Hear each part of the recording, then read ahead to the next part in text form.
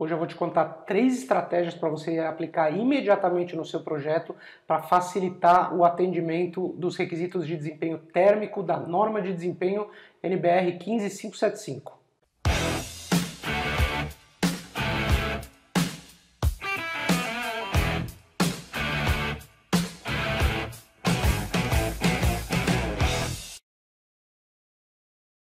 Olá, eu sou Marcelo Nudel, seja bem-vindo a mais um vídeo. Se você quer aprender a trabalhar melhor com projetos com metas de desempenho ambiental e sustentáveis, seja conforto térmico, conforto lumínico, acústica e certificação para Green Buildings, esse aqui é o seu lugar. Então certifique-se de que você já se inscreveu no canal e ativou as notificações para você não perder nenhum vídeo. Toda terça-feira tem um vídeo novo aqui no canal. Existe um mito no mercado que diz que os projetos residenciais para passarem na norma de desempenho, no quesito desempenho térmico, precisam ter cores claras. Assiste até o final desse vídeo para você ver como isso é um mito e por que não é só isso que você deve prestar atenção. Vou te contar também por que em alguns casos as cores claras podem atrapalhar o seu desempenho. Então, assiste o vídeo até o final e você vai aprender como preparar o seu projeto para levar ele para simulações computacionais que vão de fato demonstrar o atendimento ou não, mas já levar ele preparado para você não ter surpresa depois. Seja você o incorporador ou o arquiteto que está concebendo o projeto. Dica número 1, cuidado com a face oeste. A gente sabe que em muitos casos não é possível escolher a orientação solar perfeita por conta de formato do terreno, recuos e assim por diante. Então, em alguns casos, a gente acaba com uma fachada oeste bastante extensa. E a fachada oeste é aquela que mais recebe radiação solar ao longo do ano. E ela é bastante problemática no verão também. Porque quando é lá pelas 4h30, 5 da tarde, a radiação solar, o ângulo do sol está muito baixo e ele incide quase que frontalmente a tua fachada. Isso faz com que muitas vezes, quando você tem varandas que em outros horários iriam sombrear, faz com que essas varandas não sejam mais capazes de sombrear o seu vidro, justamente porque o ângulo solar está muito baixo.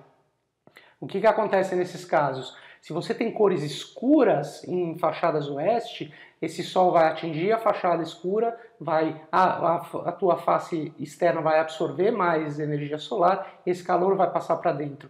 Então, quando você for obrigado a ter uma fachada extensa voltada para o oeste, certifique-se de que essa fachada, sim, seja dotada de cores mais claras. No caso de vidros, o ideal é que você não tenha muitos vidros voltados para o oeste. Se você tiver uma fachada norte, priorize os vidros para a fachada norte, deixando em penas cegas o máximo que você puder para a fachada oeste. Mas às vezes isso também não é possível. Às vezes você tem um apartamento de face única e você precisa fazer com que o vidro esteja justamente faceando a orientação oeste. Nesse caso, reduza o vidro o máximo que você puder e se você não puder reduzir esse vidro, você tem que providenciar algum tipo de sombreamento.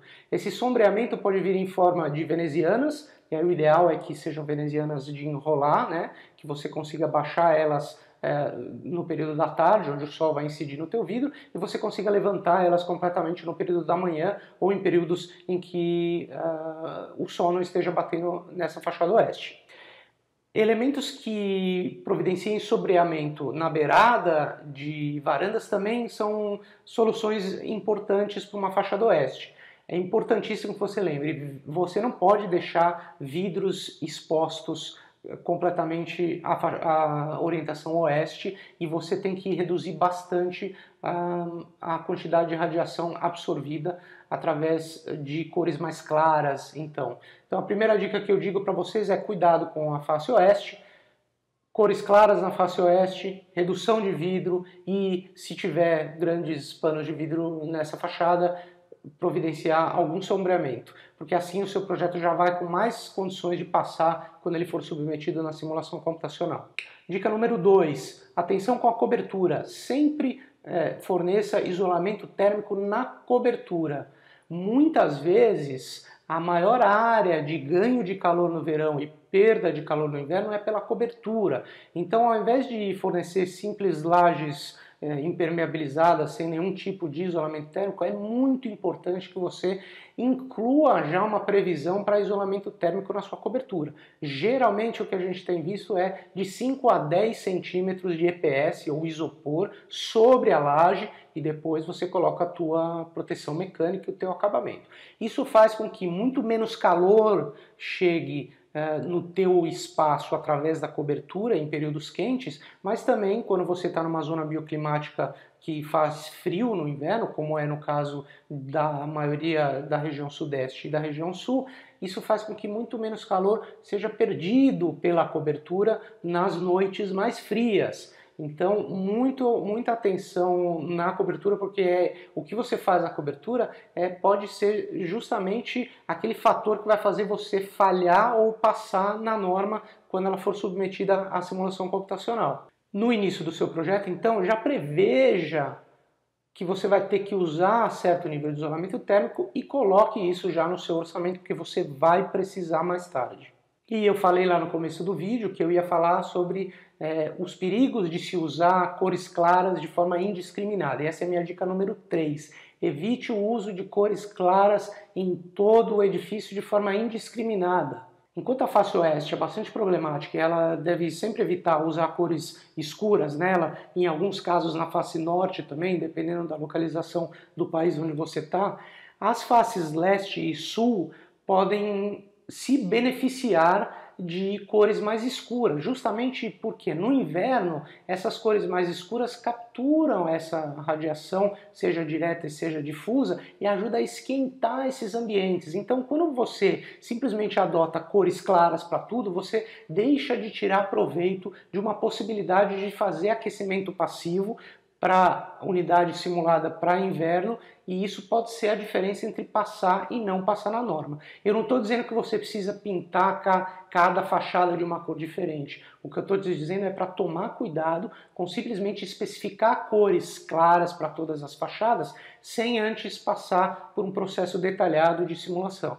Então, sempre te recomendo que no processo de simulação computacional, você instrua o seu simulador ou o seu consultor a testar diversas cores claras e escuras para ver quais são os limites de absortância que vão fazer os teus apartamentos passarem tanto para inverno quanto para verão. Tá? Não conte só com as cores claras e faça essa experimentação para ver qual o nível de cor você precisa ter para trazer um pouco de calor no inverno também para os apartamentos de face menos favorável. Eu vou deixar aqui uma quarta dica bônus para você. O que é?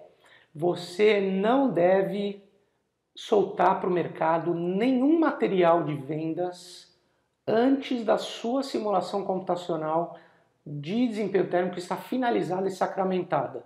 Existem muitos casos onde o incorporador precisa soltar esse empreendimento para o mercado, lançar o empreendimento e começar a vender, e ele já se compromete com as cores da fachada, já produz material gráfico, já produz maquete com aquelas cores, e depois você não pode voltar atrás. Então o que você tem que fazer? Você pode manter o seu cronograma de lançamento, não tem problema. O problema é que você tem que começar as simulações antes. Não deixe para o final, não deixe para o projeto executivo. Faça as primeiras simulações durante a concepção do projeto. Peça para o seu consultor, o simulador, testar opções de cores antes de algumas definições de projeto executivo serem tomadas. E nunca, repito, nunca lance um empreendimento, nenhum material gráfico, nenhuma maquete, sem as suas simulações estarem prontas e aprovadas, porque você pode ter um problema seríssimo depois se você já tiver um material no mercado e você precisar mudar essas cores. Tá? Essas foram minhas 3 mais uma dica fundamentais para que você se prepare ou prepare o seu projeto para cumprir com os requisitos térmicos da norma de desempenho, para que você não tenha nenhum problema na hora que o seu consultor for fazer a simulação. Se você também tiver ideia de algum vídeo, se você quiser que eu responda alguma pergunta, se você tiver alguma dor que você não consegue resolver nessa minha área de expertise, deixa seus comentários aqui embaixo que eu vou considerar os comentários para gravar vídeos como esse e responder de fato, trazer valor para o que você quer saber. E se você gostou desse conteúdo, se ele foi valioso para você, talvez ele possa ser valioso também para alguns dos seus amigos e colegas do mercado. Então compartilhe, se inscreve no canal, ativa as notificações, porque toda terça-feira eu vou trazer um vídeo novo para você. Muito obrigado por assistir até o final e até a próxima.